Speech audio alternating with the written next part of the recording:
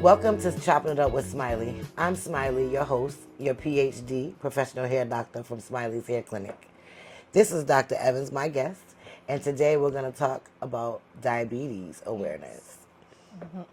Yes, I'm Dr. Akita Evans. I'm a physician that specializes in functional medicine, and I'm passionate about your metabolic health. So November is Diabetes Awareness Month, and we did not want to miss this opportunity to talk with you all about diabetes awareness and action steps that we can take.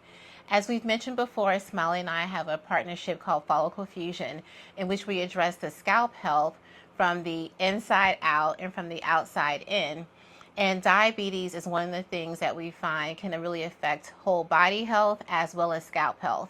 We know diabetes affects millions of people around the world. It is a condition that has a genetic predisposition, but there are many lifestyle things that we can do to decrease our risk of developing diabetes or to achieve diabetes control.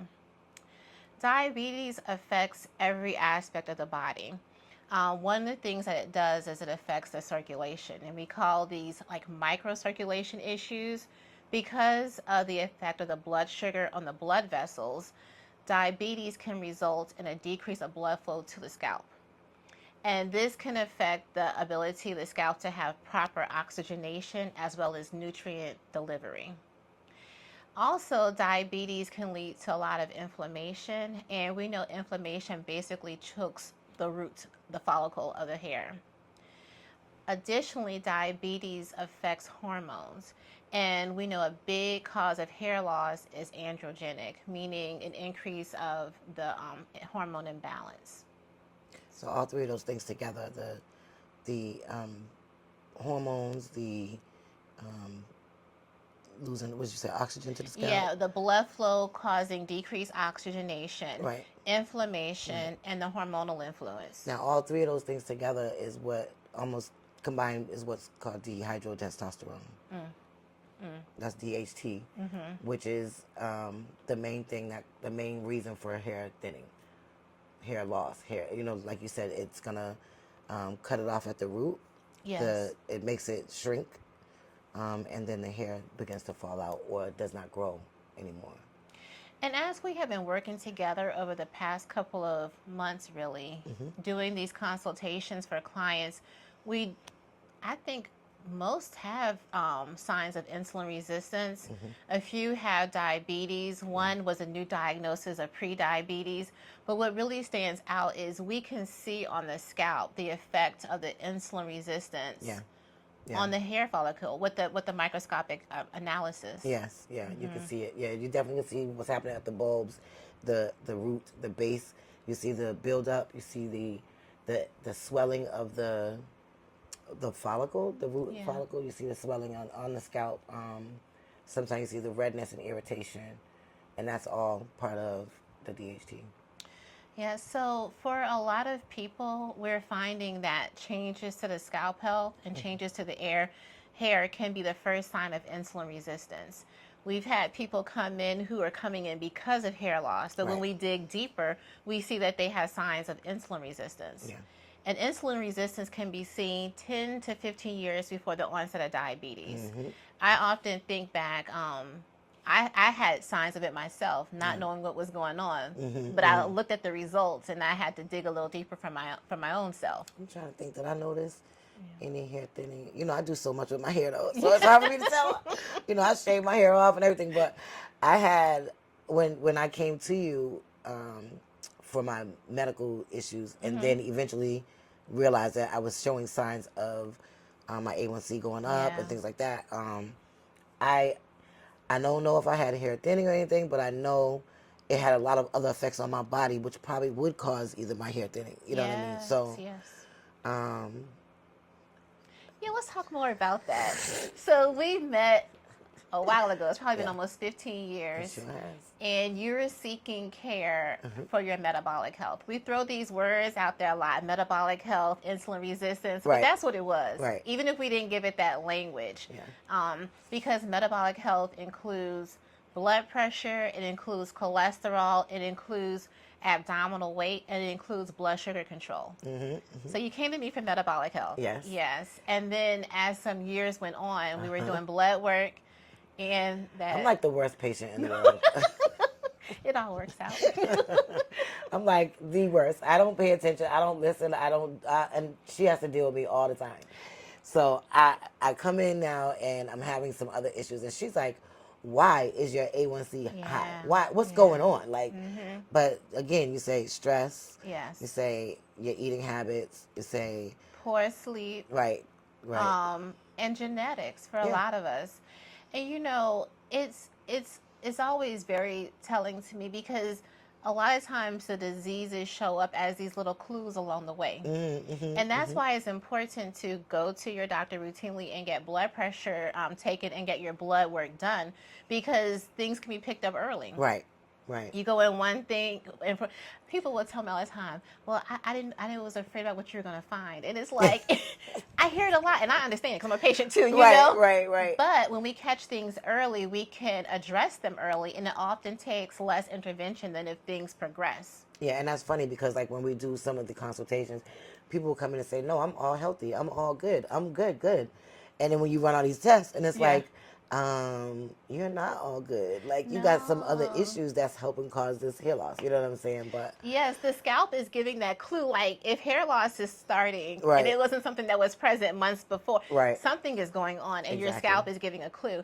It was a year ago when I went through like the hair loss issue, and I thought, like one day I was like, wait a minute, if my scalp is crying out for help, what is it doing to my brain? What is the stress doing to my, all the other things? Your body, The scalp is something that we can see. We don't need any blood work. It's something that we have easy access to. But you know what? You say that, and it makes me think, if anybody starts seeing hair thinning, if they all went to the doctors and said, I see hair thinning, run me some blood work. You know what I'm saying? Like, that would be like a major change in the hair loss. You know what I'm saying? Like, that's why this partnership is so important. Yeah. Because hair thinning is not without cause. It's for a reason. Right.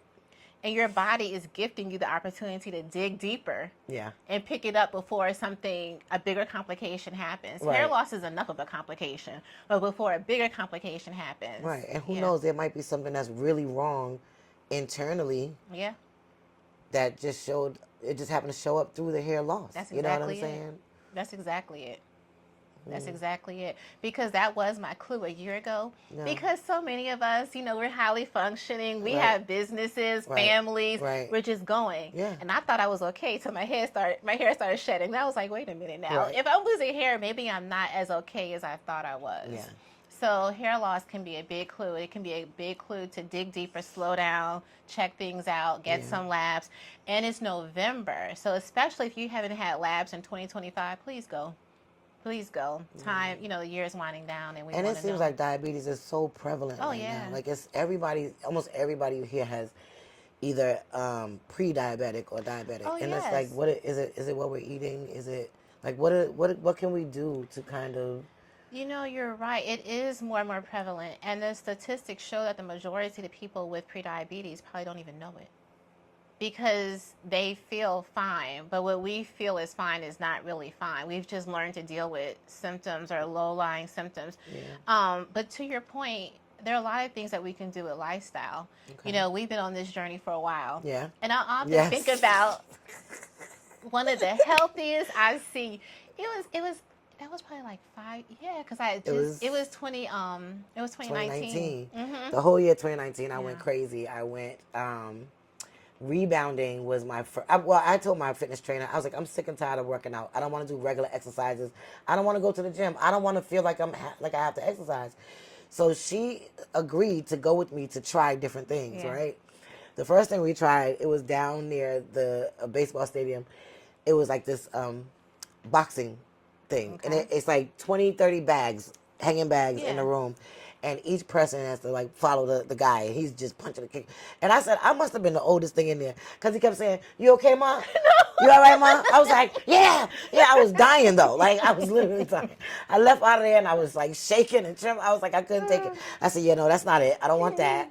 We tried belly dancing. It was cool. I liked it. It was just, not convenient for me to get to where we were belly dancing. But then we tried rebounding. At the time, I didn't know what it was called. I just thought it was trampoline fitness.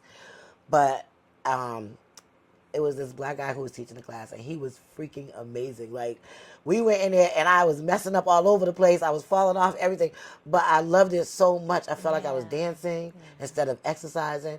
My fitness trainer loved it, so we both started going there. Yes. 3 times a week, and then I would go swimming with her twice a week. You know, she'd make me do laps in the pool and all that stuff. But it was like the most healthiest I have felt in my mature years. You know what I'm saying? And I lost 38 pounds in about 3.5, 4 months. Ooh. And I kept it off. I didn't have to change my eating habits so much because I wasn't eating that badly. Yeah. But I just felt like much better, like, you know, energetic. I was like more. I mean, my daughters would tease me because they said my butt looked like I had it. I went and got a butt job like done, you know, stuff, you know. But I was like, I was tight and right. That's all I could say. I felt good until COVID hit. I bought me a trampoline. I said, I'm gonna do this at home. And I looked at it every day, and my grandchildren jumped on it, and I did not. So I done gained some of the weight back. You know, I've lost some of it back again, but yes. It's like, it's a never-ending battle. You just want to try to get as healthy as you can. Oh yeah, but I remember that time so clearly because you introduced me to rebounding, and I have since bought a rebounder. Yeah, I had everybody buying them things. But it works. Yeah. And it's such a good tool to use for metabolic health. So one way that I use a rebounder now is after dinner.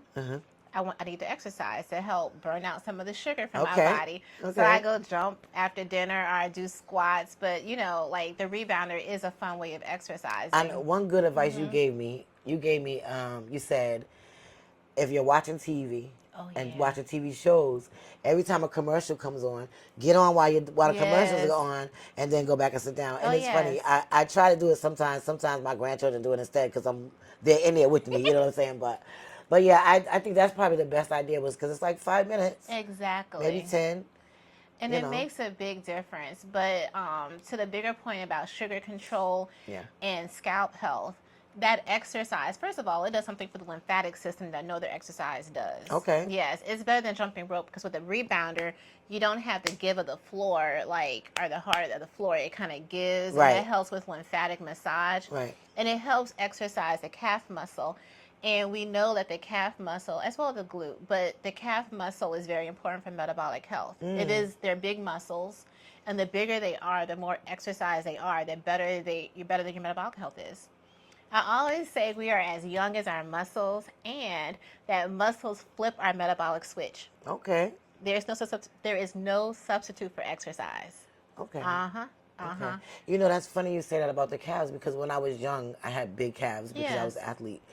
And when I stopped wearing high heel shoes, my calves started going down. Oh yes. And now when I do try to wear shoes to go somewhere, I feel like I'm really struggling to stand. You know what I'm saying? Yeah. And then so I didn't think about like your health being so affected by your calf muscle like that. Oh, you know?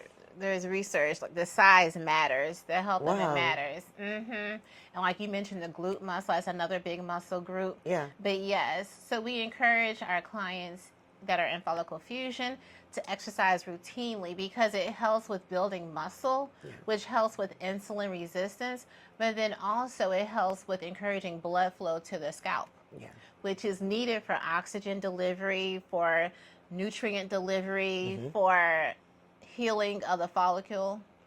Follicle. I'm like, what did I say? Healing of the follicle. Yes.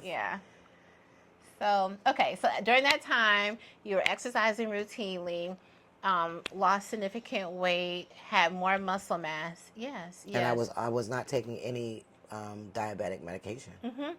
And so, in thinking about this Diabetes Awareness Month, our time to reflect on maybe those who are genetically, in our bloodline that may have dealt with diabetes. It's different now. In 2025, I think about my great-grandparents. You know, back then, the options for treatment were not many. And so people that I know had limb amputations. as well as blindness, as well as heart attacks, as well as kidney disease. And so I'm in the fourth generation of that bloodline. And so there are people in my generation who have gone through dialysis and had complications. But we are at a time now where we can be aware, and take action. And lifestyle choices matter. What we eat matters. Yes, our exercise matters. Our sleep matters. We don't talk enough about that. We need to go to bed. I'm learning that now. Me too. I'm in recovery. Right. I used to say my office hours between 2 and 3 a.m. Now I go to bed. No, I go to sleep now. I would be in bed and my brain would be working. But now I'm like, we have to do a total shutdown. Oh, yeah. Circadian health is so related to metabolic health. Okay. And when we do not sleep, so like last week, for instance, I was up doing something one night, and the next day, I was more hungry than usual. I couldn't even do my whole fast. I broke my fast hours early. I craved more sweets, but we know this is the case. It's shown in research. So if you notice, the day after poor sleep, you likely crave carbs more. That's so crazy. Yeah, we gotta go to sleep. Yes, circadian health is tied so closely to metabolic health, and stress. Yeah. Stress. That's stress. Yeah. Yeah. It's crazy though. I didn't realize how stressed I am all the time because my lifestyle is busy all the time. Like, so I've been doing hair since 1989, and we've done hair shows. We've done, and on a regular basis. You know what I mean? I was working till 1 o'clock in the morning a lot of days. You would be pushing to try to do 25 to 30 heads a day. You know what I'm saying? Like back then, yes, that's what it was. Back in the 90s, it was like you was pushing trying to do hair because first of all, the prices weren't that high. Yeah. And the services were being done, it was cash business. It was work, Rihanna song. It was like everything. And then I had my kids and my husband, and I had, other stuff going on. You just, and you're like this all the time. So you don't feel stressed because this is my routine. Norm, right? This is who I am. This is how I live.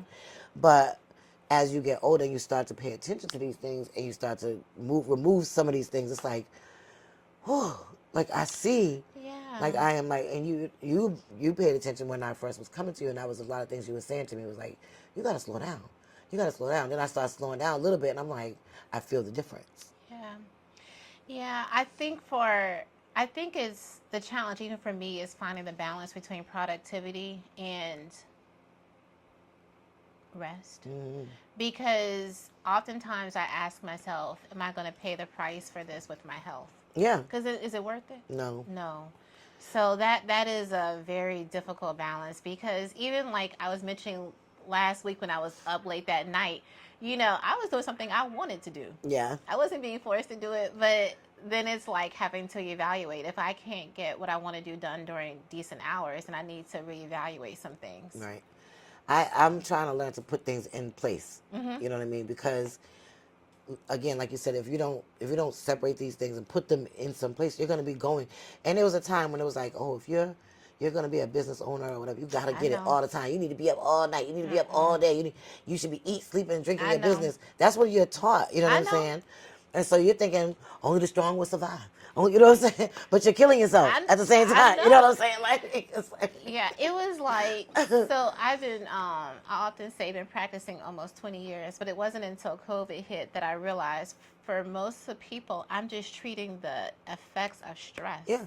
That's all I do. All I do all day is treat stress. Yep. Stress-related conditions. I believe it. High blood pressure, weight concerns, diabetes, memory loss, all stress-related conditions. Yeah. So, and even me, like being in my own business, this is year 6. It's easy to fall into that because if I read one more email, if I do one more thing, you know what I'm saying? Like maybe this will make the difference. Right. But at the end of the day, is it worth the cost? Yeah. Is it worth the cost? So we do see where people's blood sugars are worsened, insulin resistance is worsened because of chronic stress. And sedentary lifestyle contributes to chronic stress. Nutrition choices contribute. It's all related. We can't separate any of these things. Okay. That's why my message does not change. I mean, it's all related. Yeah. The food choices we make, being related to our sleep the night before. It's all related. Yeah. And so this month, we wanted to have this discussion to empower you to evaluate your lifestyle choices and to know where you stand as far as your blood sugar control goes. It is affecting so many people, and we do not really appreciate the impact of blood sugar, of metabolic health on our bodies, and what we're doing to the generation coming behind us. Because they're watching us. Yeah. We are literally passing on these genes. Is epigenetics. This is science. And we're passing on our lifestyle choices.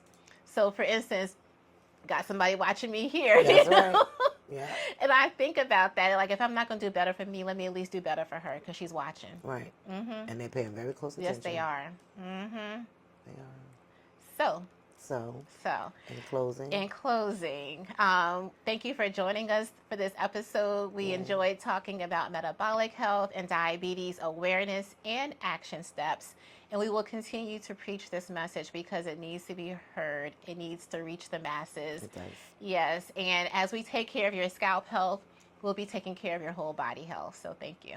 Thank you. And as we always say, have a smiley day.